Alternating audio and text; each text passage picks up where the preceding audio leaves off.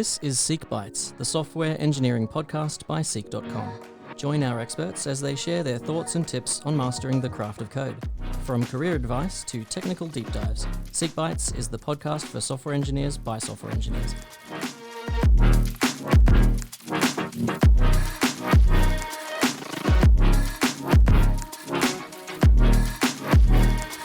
Welcome back to SEEK Bytes, a podcast by engineers for engineers. My name is Bridget. With me today is Seamus. Hello. Elliot. Hey. And our very special guest, Lester. Hello.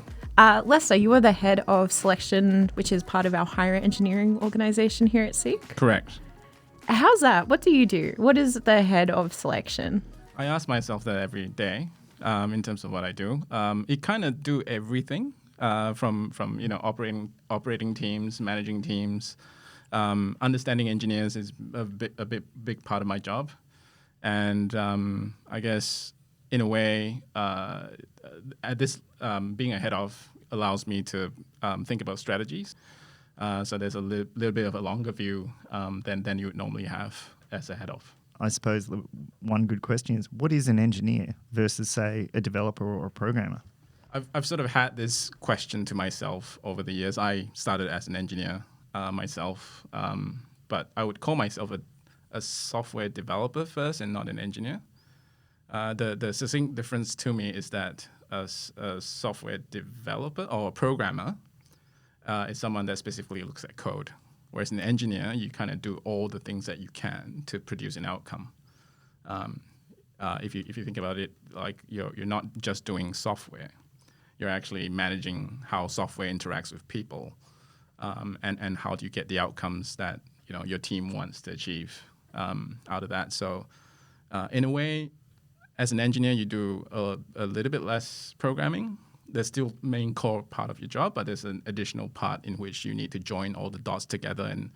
And we're not solving technical problems; we're solving human problems as engineers. How have you found that that's scaled up to kind of the broader view of where you are as head of selection today? I'm able to sort of see a lot more context as head of. So being able to sort of provide that linkage between what an engineer does and how that relates to the outcomes of the business in general. That's a big part of my job in terms of trying to understand what that is myself. And then synthesizing that and then sort of trying to explain it to engineers is like, this is what you'll have to do in order to get the outcomes. And the reason for, there are very odd decisions that get made in software engineering in companies. And a lot of that is due to the lack of context. So I find, a chief part of my role is really to kind of convey that context to engineers in terms of what they're doing that's valuable. And sometimes, I guess as an engineer, you sometimes get too mired into the details to actually understand the context. And to have someone to be able to kind of bring that context to, I feel is quite invaluable. How many people are you residing over there? Because it's a lot of people, right? How have you found kind of spreading that context when it's really hard to go to everyone at their desks or on Slack and be like, hey, by the way, this is what you're doing. Just FYI. I try and I fail. The word here I like to use is scaling. So it kind of depends on how you want to scale yourself. There's obvious levels of maturity as you go into a different role. Like for example, head of engineering. So I preside, to answer your question, over 56 individuals across 3 teams. And that's just within my remit. I still have partners in product that I need to sort of work with as well. So that takes it to about 77. But the word here, I guess, scaling, is that as I grow older or I mature, like a fine wine or cheese. Oh, a cheese, mostly like a cheese. Cheese. Stinky cheese. Yes. You learn to let go, and you find a lot of empowerment in doing that. It's very weird. It's a very weird thing where you actually get a lot more done. One of the things that I found by being able to scale myself is learning to delegate and then seeing how my delegation actually comes to fruition because the people that I delegate to would have done it a lot better than what I've done. So I've seen a lot of that. Delegation's a real struggle, isn't it? To be hands off and let somebody else do it. It's Yeah, correct. Yeah. So, I go by heuristics. So if you feel like things are to be done correctly, I'll have to do it myself, then you're not really learning how to delegate. So so that's a marker for me. So if I say that means that I need to sort of index or invest myself into learning how to delegate. and how did you end up as head of engineering for selection? Well, after being an engineer, I started off into management as an engineering manager. So I was actually an engineering manager for one of the teams in selection. And that team, I used to be an engineer in. So, like I had that transition between being an engineer or a tech lead and then transitioning myself into an engineering manager, which meant that I kind of knew the space pretty well. So one of the things that, again, I use the word scaling. One of the things that helped me with sort of getting into the head of position was the fact that I could effectively not do a lot of work with the team. And the team will sort of go on by itself and sort of perform and mature and sort of progress. And that gave me a lot of time to do what I call up and out. So, like as an engineering manager, or as a manager and leader, you're supposed to be, there are kind of two teams for you. There's your immediate team that you look after, which you manage. And then there's also the team that is like your peers in terms of other engineering managers, other leaders. And doing work in that area sort of extends your reach beyond your own team. And that then starts to build a little bit of a brand in terms of what you could do in the up and out. But you can only do that once you've got your house in order. So you can never do that. If you did that when your team's not performing, you're basically just is effectively a dereliction of duty. In my view. Strong words, but that's what it is. So you have to get your house in order, learn how to scale that, and then you find that you spend at the end of towards going into head of engineering, I was spending about 10 to 15% of my time with the team in a week, and that meant that I could scale myself in the up and out, and sort of look at bigger problems rather than just my own team's problems. It also helps me in managing the team as well, because when I get more context, that means the team will benefit from that, in that they get better information and they make better choices. And from the outside, it looks like they're progressing, which they are. And that is a little bit of a cycle that self-perpetuates itself, which is a good thing. Yeah, it seems like once you have some of those connections as well to start getting the more context, right, you're able to answer a lot more specific questions and problems that your team has, both in terms of the context for the work, but like people questions as well, right? Like oftentimes a lot of people have questions about like what's going on and everything, and it feels like building those connections is a really fast way to get those questions answered. Yes, it helps. Because, like I said again, we're solving people problems, not technical problems. The technical prowess that we bring to the job is really to solve people problems. And I think that as engineers, if engineers sort of understand that from a first principles kind of thing, then their work would be much easier. Yeah, I mean, this seems really obvious to me when we look at our code reviews, and some of the biggest comments that I would say the better engineers that I've worked with are about how to make something more readable rather than performant. And it's often that we'll make these small choices that make it more friendly for people, and even if it means like a very, very minor performance reduction. Yeah. Now that I've been doing line managing since the start of the year, I think everything you've said is really ringing true for me as well. Yeah, I feel like I'm starting to see my team become more confident and capable without as much oversight from myself or my peers, and being able to have more freedom to go deeper on the broadness, if that's a sensible thing to say, like being able to get a deeper understanding of the broader picture. Yeah. Yeah. What would you say makes a good engineer? What makes a good engineer, I guess, would be the same as what makes a good manager, and what makes a good, what would kind of help with your careers in all senses of the word would be self-awareness. So getting more into the details, what that means from a self-awareness point of view is that you are able to sort of helicopter out and sort of look at what you're doing. Not easy, but if you hone that skill, it's like a muscle. You get better at it over time. Effectively, that's what I do from on a day-to-day basis, being able to kind of dive down into the details and then pull back up and see what the outcome looks like. Obviously, if I'm spending the core part of my day being in the details, being a software engineer, that's a lot harder. But it's a lot easier for me because I don't need to go deep dive into it. What I generally do, just like what Seamus is saying, you look at the surrounding things around the engineers and how they can do their job better. So I do a lot of meta programming. So looking at GitHub repos, looking at costs, understanding how many dependency updates and renovate that we have to do across a particular system, and is that efficient?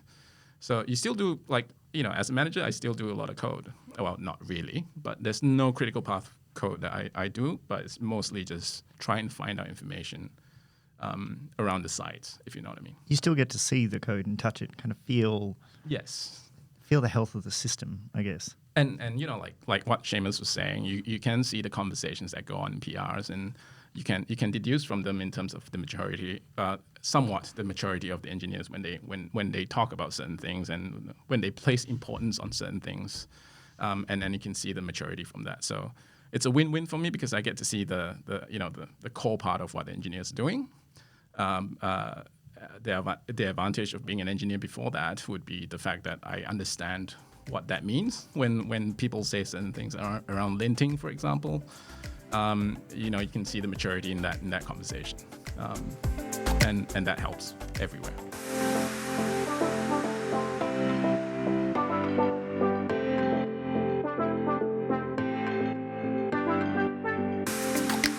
So you mentioned you've got to get your house in order and you've got to have a high-performing team before you start worrying about scale. So what are the traits of a high-performing team? I don't know whether they're traits or not, but I like to work on the assumption. I read a book called "The Score Takes Care of Itself," and it's effectively trying to tell you, don't look at when you think about engineering teams and high performing, you normally think about them delivering outcomes for the business, and what some people tend to look at is like the velocity.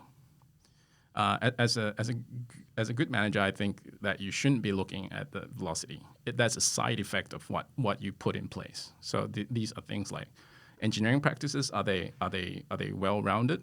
So in a world where you're sort of managing a team, you're kind of looking at how you build and how you run. So how you build is how you operate.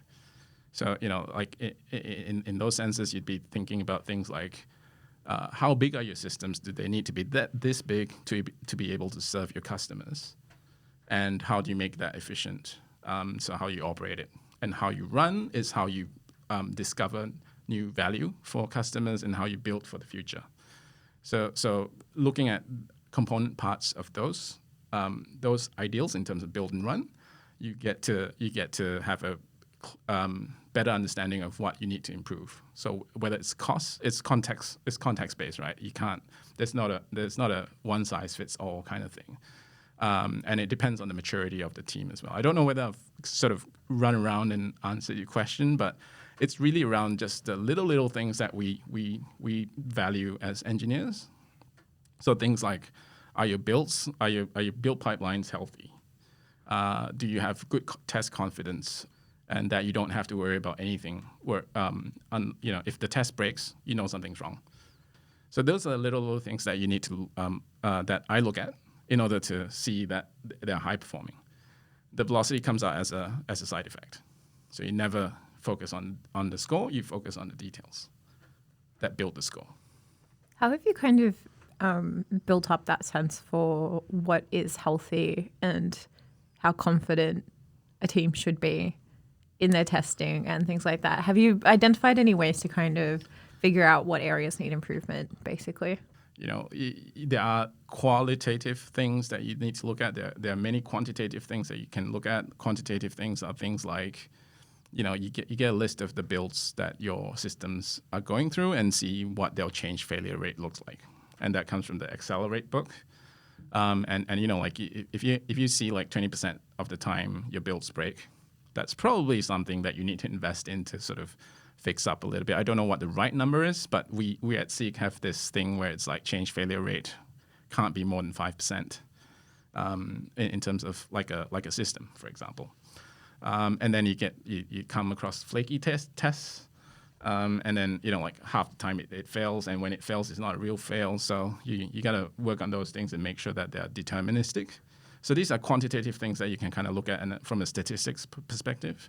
There are also qualitative heuristics as well. Like, for example, if, like our work is relatively straightforward. The reason why I wanted to become an engineer is because things are deterministic, right? Like there is a bug, you will find it. And once you, obviously, if you haven't found it yet, it feels like magic. And why is this breaking? But you can get to it at the end, and you know exactly what's causing those things. That's why I like engineering. Unless, of course, it's the other meme where it's like, my code works, and I have no idea why. Oh, that's all the time. But but when you have to dive deep into stuff that you want to know exactly what's going on, you can. It's not one of those ones where it's like, it's a personality clash or anything like that. Computers don't have personality clashes. Code will tell you what you're doing wrong, basically. It's just a feedback mechanism for yourself. In saying that things are deterministic in engineering, so things like planning. So when you know that there's a piece of work that you need to do to produce a specific outcome, what a good team will do not quite a bit of analysis. We'll do the right amount of analysis up front, so that things are clear to stakeholders in terms of what needs to be done. I'll give an example of data migration. So, it's a very common theme where you need to migrate data from one system to the other. And a team that's kind of performing well will probably do a little bit of upfront analysis in terms of how many transactions per second they need to get to achieve data migration at a certain date. A team that's not doing so well will probably fly by the seat of their pants and probably kind of they probably don't have enough time to do analysis, and it'll be like everything's haphazard, and they'll find out their velocity when they get into it. When you have so those are the heuristics, those are the qualitative things that you look at from a high performing team. Hope that helps. It does. So what patterns do you think are kind of overhyped? Because you've been around for a little while. How many years have you been at SEEK, actually, Lester? Actually, I answered that question this morning at coffee. 9.5. 9.5. Yes. Wow, that is a long time. It is a long time, especially when all my previous jobs were actually less than 2 years. So SEEK has spoiled me, made me very comfortable, so I stayed on. But that said, I move around a lot at SEEK. So I've been in the hirer space, which is a domain, and then I started in the candidate domain, went a little bit into security, into platforms with Bridget. So I've been around the place a little bit and held slightly different. All in engineering, though, as an engineer sort of growing up, that sort of thing, I found my calling in management, in that I can see myself scaling a lot better with a team than myself, and that's why I chose management. I guess the question would be, what patterns are overhyped by people? Because patterns themselves, to me, aren't overhyped. It's really a solution to a problem. Where it gets overhyped is where people assume that the pattern will solve a problem which they haven't defined yet. And that's like example would be design patterns, right into there. Like we do command patterns, strategy patterns. I don't know whether you folks know about this. This is a very I'm actually running a book club for seekers on software design patterns, trying to map old OO patterns into functional. It's been an interesting experience. Yeah. The TLDR is very few OO patterns actually like map over to functional stuff. Yeah. But some, like command pattern, strategies, factories, these things are still pretty much the same. Very generic type things, right? Yeah. So they solve really common problems. It doesn't matter what type of code you're writing, those problems are still going to exist for the most part. Yeah, I'm a little bit maverick in that sense, in that not maverick, but again, this self-awareness piece comes in. You sort of need to understand what those patterns were actually created for, the context in which it was built on, and what problems that it was trying to solve. What I've found over time is that people tend to over-index on things like microservices, for example, and that gave it a little bit of a bad rap around SEEK very, very quickly when everyone did everything in the name of microservices, not really understanding what it actually meant and what problems that it was trying to solve. And basically, that's how you overhype something, is by basically just doing it without thinking. You really have to go in eyes wide open to see what problems you're trying to solve, and actually not get sucked into things like sunk cost fallacies or we're so far down this pattern, we just might as well just use it, because everything that you do has a cost to it. It's interesting that you mentioned microservices because we talked about it just a couple of weeks ago. We had microservices and monoliths was one of the topics, and we talked about how Google has was it over 1 billion line repo? They've got a repo with over 1 billion lines of code in it, and there's a lot of, I can't remember any of the ones we talked about. There's a lot of large web tech companies that are starting to move not completely away from microservices, but sort of like a hybrid between the two, where they're realizing that maybe like us, they went a little bit too heavy into just making everything as granular as possible. Yeah, I think it was Amazon Prime that actually they made the shift from microservices and Lambdas back to monoliths, and they found a significant boost to their performance for streaming and whatnot. Their build costs and stuff were significantly reduced, and build times and stuff, right? Yeah, because obviously saving crazy amounts of money doing that.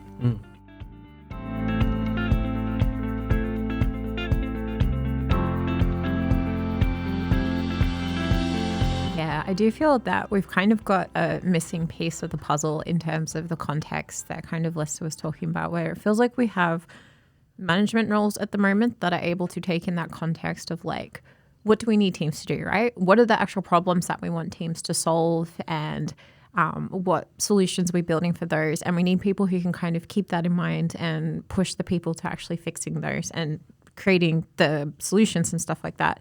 But I feel like we don't have a technical role at the moment that is like, you know, I know that is too many logs or that is too few, you know, and like I can look across all these Datadog organizations and be able to tell what's going on, or like, you know, I can look across all these different systems and have like a broader view of like what works and what doesn't work for the setup that we have. And I can go and tell teams like, hey, I noticed this and I think you're doing it wrong. I think we're lacking a lot of that, like, and it's hard, right? It is really hard to be able to know how a bunch of different systems should run, because then you have to know a bunch of different systems, right? But I do feel like we're kind of lacking that really high technical overview at the moment of like someone who just knows how things are supposed to work and what they're supposed to look like when they're running specifically. Because I think it's really easy to be like, we're all going to build in TypeScript, we're all going to do this, we're all going to do that, and to build up the software, right?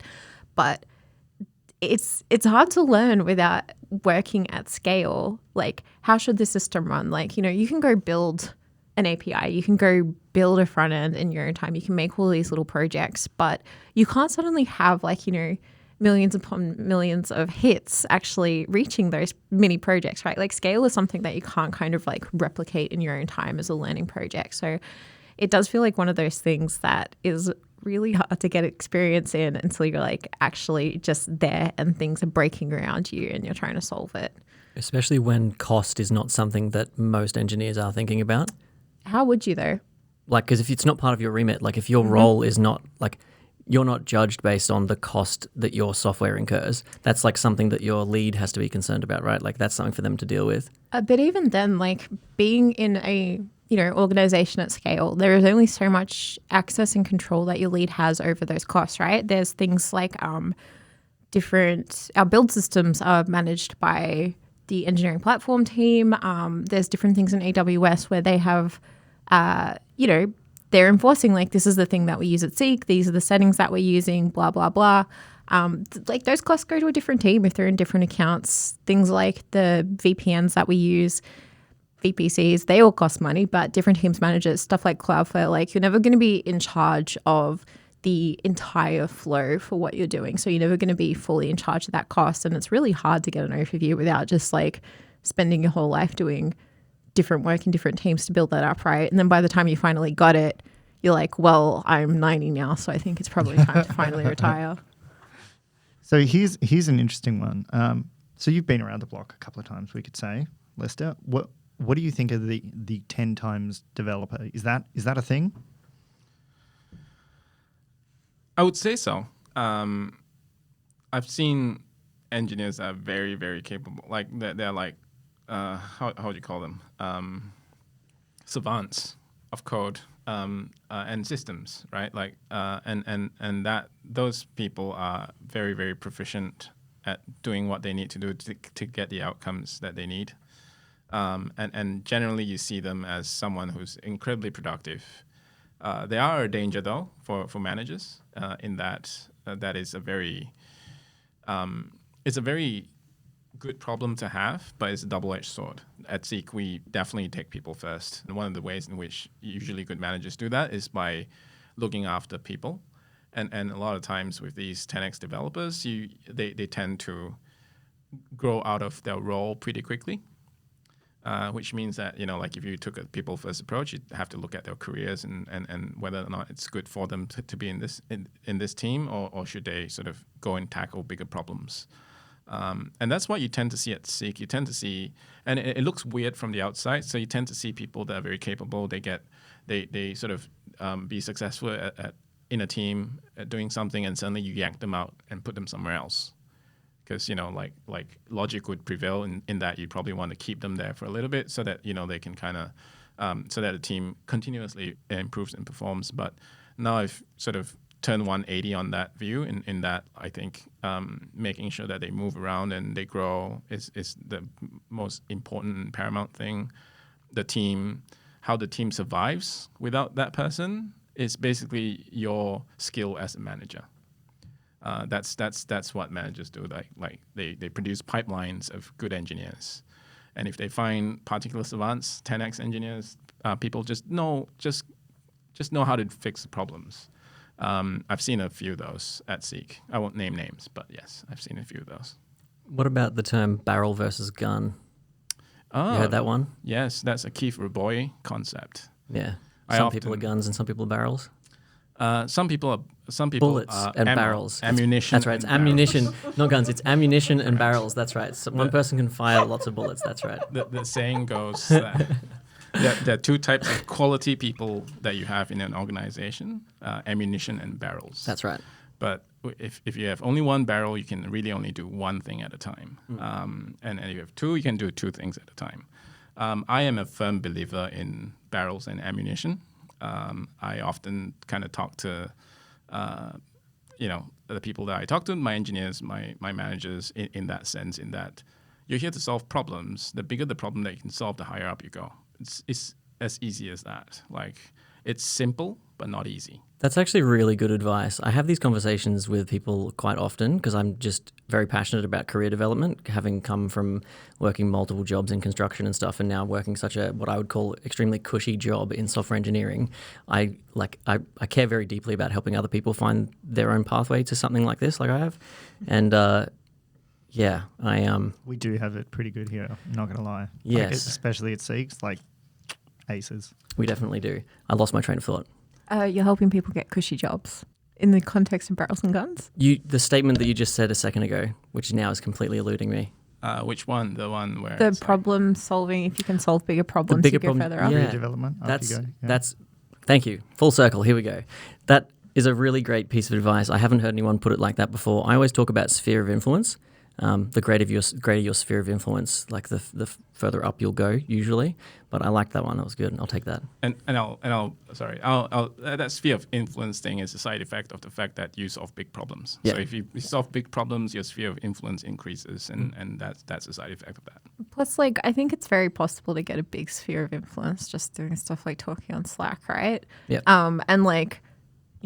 I'm definitely a victim of that. All the time I spend talking on Slack isn't necessarily solving problems, but it's increasing my sphere of influence. But if that's also not coming with solving problems, then I'm just talking on Slack and I'm just kind of, becoming more popular, but not necessarily becoming a better developer. You're helping other people with their problems. Yeah. Oh, that's the thing too. But there is definitely just a time when it's just memes. I feel like these are actually two things, right? Like one is your sphere of influence, which you might not necessarily, you could grow your sphere of influence by solving big problems, but you could also grow your sphere of influence in other ways. So like being part of the grad program, helping bring good talent into the business and grow that talent and help them, encourage them and empower them to push good modern ideas into those teams. Yeah. one thing I'd add onto the ammunition and barrel thing, I'd encourage everyone to start to exhibit barrel-like behavior. Could you define barrel-like behavior? Overcoming obstacles, becoming friends with them, going above them, around them, underneath them, and doing what you need to do to get things done. That's a good start. Think about the things that you need to do to get that done. A lot of it has to do with people. Like I said, again, we're solving people problems even internally. We're providing value to our customers by making it easier for them to find jobs and find good employees. But internally, when we're trying to get stuff, that probably needs to be scrubbed out. No. That might be it. That might be our first bleeper. We'll have to find a little the secret on the secret ad where it's like SEEK, just when that happens. The secret. Yeah. Yes. So trying to get stuff done and you'll stumble, but if you don't try and you don't start, you'll never be able to learn what those barrel-like behaviors are like, and it's contextual. But there are certain themes around that. So being really resourceful, being able to demonstrate that you are a type of person that can bring confidence, not get stuff done yet, but bring confidence. So, like being able to make sure that your manager has full confidence in you when you're given something to do, a task. And if you're not confident, your manager sort of understands that you will tell them as soon as is possible and doesn't wait till the end of the line before it becomes an emergency, that sort of thing. So, yeah, I always say be someone that others come to, and that I try to keep that as open-ended as possible because it can mean different things to different people depending on the domain that you're in, the career path that you want to have for yourself. Whatever that means to you, just be someone that other people come to, whether it's for advice, for getting problems solved, or whatever it is. If you can situate yourself in a team where people are coming to you for whatever it is, I feel like that's a good way to propel yourself forward in your career as well. I think that's also one of those things where people aren't going to come for one without the other, right? Like people aren't going to come to you with technical questions unless you have made them feel comfortable with that, and building up that like psychological safety. I think to be really successful, you do have to have like both the technical know-how, but also the ability to make people comfortable with you as a person. And, it can be really intimidating to ask people for help. So you've got to make sure that like you are someone safe. Also, I think we should rename Barrel to just like gelatinous cube. You just like absorb problems. Whatever's in your way is just now absorbed. So you're just Kirby. You're just like sucking up. Yeah, and exactly. eating all the People problems. don't You really get a become the choice about problem. coming to you. You go and you suck them in. there was a Bruce Lee that thing about making people come to you, be the person that people come to. That's a great heuristic to kind of live by, and a great principle to kind of learn on. One of the things about this blob jelly thing, I think Bruce Lee said it once: "Be water." Be water. Just swept away in the river. In that you conform to any shape. Yeah. That's the greatest quote. I love hearing that quote. Yeah, it's so good. What's your favorite thing about SEEK? Favorite thing about SEEK, I get to do what I like every day, which is basically to build powerful people. That's my goal. That's why I become manager. I want to build powerful people that can be valuable everywhere they go, no matter whether it's SEEK, inside SEEK, outside SEEK, that sort of thing. So that's my passion, and I get to do that every day. That's pretty cool. You're in the right role then. Can you describe the most powerful person you've ever built? I don't want to name names, but like seeing people sort of. I can see one of my managers that are thinking way above where I am. So they're ready for the next role. Where I find success is if I can help. If I can have a hand in helping someone be better than I am, I've succeeded. I definitely agree with that one. I'm seeing that in my team now. I'm seeing how quickly people are growing in their individual pursuits, and it's actually become very satisfying. I was thinking back when I'd first joined the company, it was 5 years ago. 5 years ago, yeah, I know, right?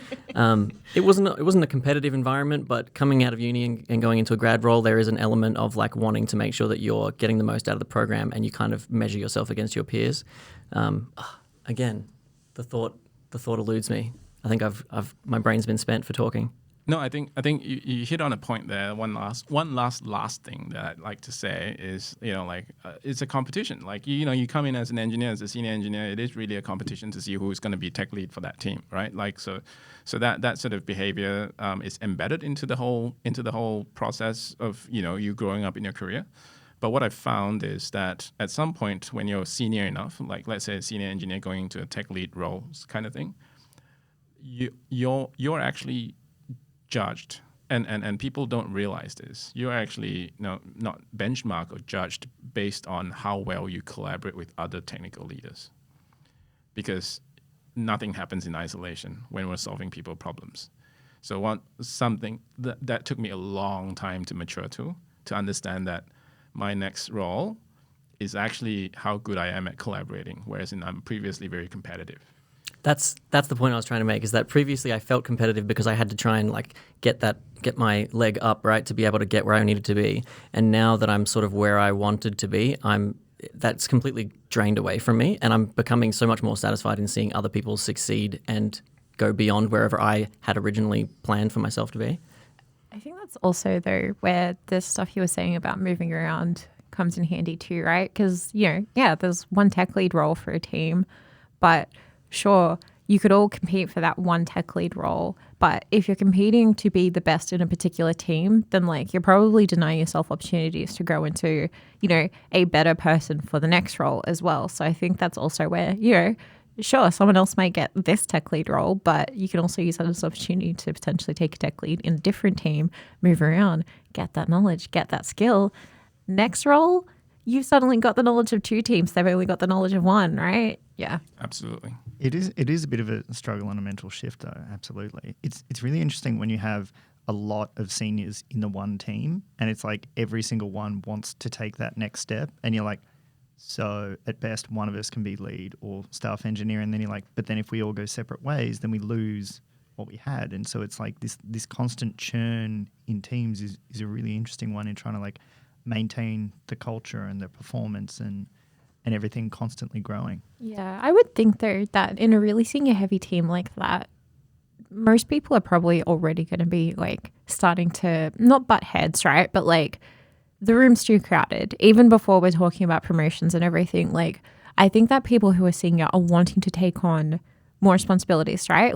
The bigger problem you can solve, the more satisfying it is. So I do think that having that many senior people, you're probably already starting to struggle to share the problems that you want to solve, at least in a leadership capacity. So someone's going to have to move eventually anyway. Nice. Nice. Nice. Noise. Nice. I like it. Thanks for having me. It was great, and I hope I added to the confusion. It was very interesting. Thanks for joining us. It's been an absolute pleasure having you on the podcast, and hope to have you back again, Lester. Cool. Happy to be back if you want me. Always. Definitely. Thank you, Lester.